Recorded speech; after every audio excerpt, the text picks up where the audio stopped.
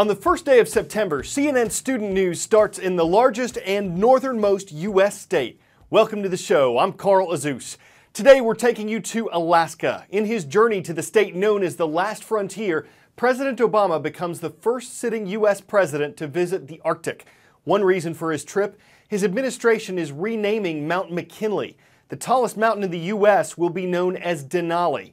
Native Alaskans have pushed for the name change for decades. Denali is the mountain's name in their native Athabascan language. It was named McKinley in 1896 for the man who'd become America's 25th president. Several lawmakers from his home state of Ohio say the landmark's name was a testament to President McKinley's service and that they'll fight the plan to change it. Another thing President Obama wants to do is draw attention to a controversial issue. He says melting ice, shrinking glaciers, rising sea levels, and wildfires in Alaska are all tied to climate change. While environmentalists support the president's focus on the climate, some disagree with his decision to allow oil drilling off Alaska's Arctic coast. And while the Obama administration and most scientists say human activities are causing Earth's average temperatures to warm up, some disagree, saying temperature changes are natural or are caused by factors people can't control. Opposing views reflected by some of the 2016 presidential candidates. Former Secretary of State Hillary Clinton agrees with the Obama administration on the issue.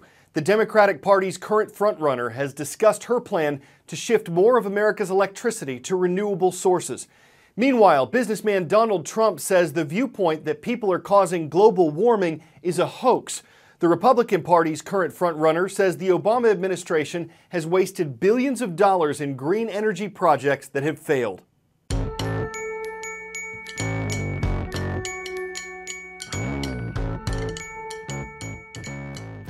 President Obama and I and our administration are making climate change a central focus of our foreign policy. We don't doubt the urgency or the magnitude of the problem. Climate change is real. And climate change is caused by human activities. Climate change is real, and it also happens to be the greatest business opportunity to come to our country for 100 years. I do believe that climate change is real. I want a business solution to that problem. I am always troubled by a theory that fits every perfect situation. You know, back in the 70s, I remember the 70s, we were told there was global cooling. And everyone was told global cooling was a really big problem, and then that faded. And then we were told by Al Gore and others there was global warming, and that was going to be a big problem. And then it morphed. It wasn't global warming anymore. It became climate change. We don't own this earth. We are simply stewards of it, caretakers. And I know on a day like today, it's hard to believe there is global warming.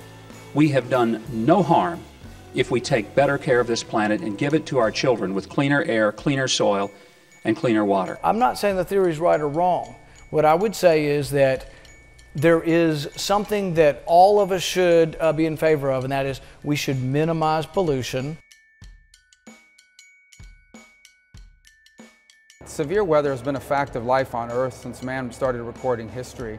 I understand that there's a vast consensus of scientists that are saying that human activity is what's contributing to changes in our climate. I think is an enormous stretch to say that every weather incident that we now read about or the majority of them are attributable to human activity. A lot of these environmental sciences are just that. They're political science. They have nothing to do with real cost-benefit analysis, real understanding of how we have to value both the environment and its impact on man and the world.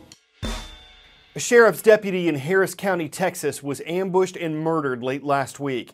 And as far as officials can tell, it was simply because Deputy Darren Goforth was wearing a police uniform.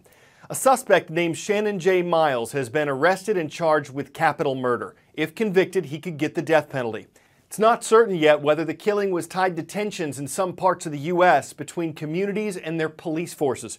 The phrase Black Lives Matter has gained national attention over the past couple years after several unarmed African Americans were killed by police or died while in police custody. A CNN political commentator said there's no evidence between the Black Lives Matter movement and Deputy Goforth's murder. Though Harris County police haven't determined a motive yet, the sheriff thinks protesters' chants and slogans played a part. So at any point when the rhetoric ramps up to the point where calculated, cold-blooded assassination of police officers happened, this rhetoric has gotten out of control. We've heard Black Lives Matter, all lives matter. Well, cops' lives matter too. So why don't we just drop the qualifier and just say lives matter? On Sunday, more than 1,000 people joined a prayer walk to honor Deputy Goforth. According to the National Law Enforcement Officers Memorial Fund, 15 police officers were killed in ambushes last year. That's triple the number of ambush shootings in 2013. Many police units are now equipping officers with body cameras. They can cost departments thousands of dollars, both for the cameras and the space to store their information. But supporters say their benefits are well worth the investment.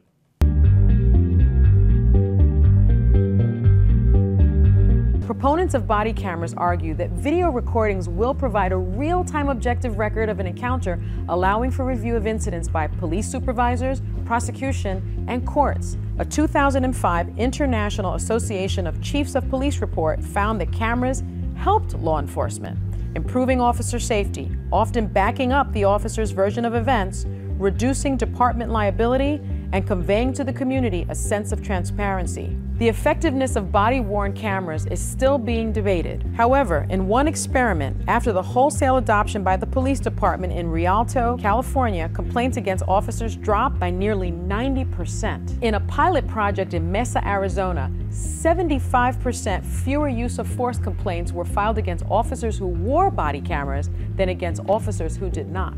But there are those who oppose the use of body-worn cameras. Privacy concerns are often raised. In fact, video from dashboard cameras in police cars, a more widely used technology, has long been exploited for entertainment purposes. But while body cameras may not be the sole solution, they may be a powerful tool used to protect officers wrongly accused and civilians who complain of excessive force during encounters. On Reunion Island in the western Indian Ocean, part of an airplane wing called a flaperon was found in July. Officials thought it might have come from Malaysian Airlines Flight 370, which mysteriously vanished in flight in March of 2014. But this clue could be another dead end. It's been a month, of course, that this flaperon, that's the part, has been in the hands of French authorities. So why don't they know? And here's what we're now being told. The initial hope was that there was some kind of serial number in the flaperon itself that quickly you could look at, check back with Boeing, and Boeing would be able to then say, yes, it was on MH370, boom, positive ID. That clearly has not happened, and our sources indicate that for whatever reason, that number is not there. Either it wasn't there to begin with, or somehow maybe fell off, or the piece was torn off.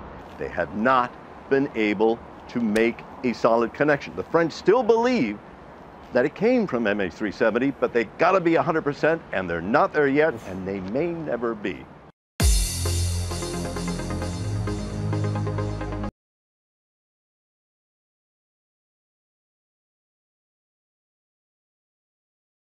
It's where we found Shadow Ridge High School on yesterday's transcript page. From Las Vegas, Nevada, we're running with the Mustangs.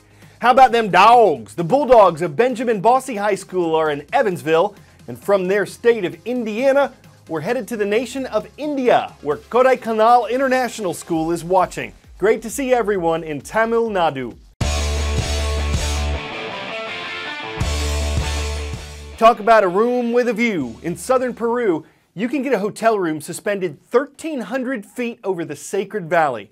They were built by who else? A mountain climber who wanted to give less experienced climbers the chance to sleep like the pros do, on portaledges. At just over $300 a night, the fees include either the climb or a zip line hike, though we're not sure how much sleep visitors get. It really depends on whether they can handle the suspense. It's certainly high end, it's always peak season, no one would be surprised at a rate hike, and there's just no telling what kind of birds you'll see. It's time for us to take a hike. I'm Carl Azuz for CNN Student News.